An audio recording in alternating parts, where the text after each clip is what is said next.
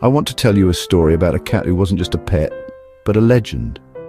In the winding lanes of Elderbrook, a town that always woke to birdsong and the gentle roll of morning mist, everyone knew his name, Sir Shadow.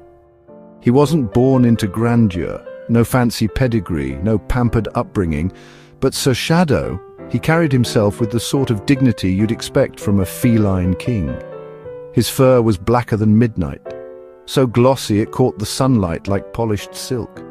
His amber eyes could stop a squirrel, a dog, even a grown man in their tracks.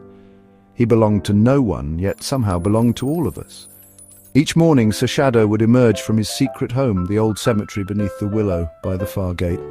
He'd stretch, shake the dew from his whiskers and set off for the bakery.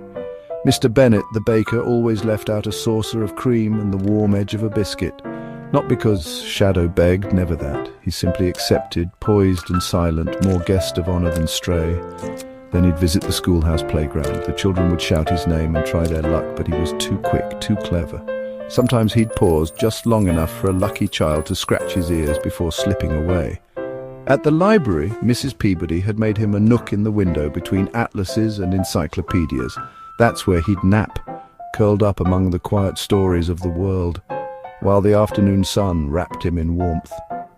But Shadow's life wasn't just naps and routines. Once he vanished for 3 weeks. The whole town buzzed with wild tales. Maybe he'd joined the circus, sailed with pirates, or followed a wandering musician. When he finally returned, there was a notch in his ear, a limp in his step, and a whiff of salt in his fur. He never explained, just fell back into his old rounds as if nothing had happened. Another time, he darted into the street to stop the mayor's baby from crawling into danger. Witnesses swore they heard his yowl a street away. The mayor tried to honour him with a silver tag, hero of Elderbrook. Shadow, true to form, refused to wear it. He was a heartbreaker too. Elegant tabby twins at the florist's, a mysterious calico seen only in thunderstorms. Old Madge the Persian, who grumbled but always shared her supper. Yet Shadow left only longing looks. No messes, no kittens. As the years passed, his steps grew slower. The children grew up. Other cats came and went. Yet the baker still left cream. The librarian still warmed his nook, and everyone kept watch for that glint of silk-black fur in the dawn. Then one day he simply didn't return. No paw prints, no goodbye, just a quiet sense of something missing. Some say he used up his 9th life, others think he haunts new towns under a new name, winning new hearts.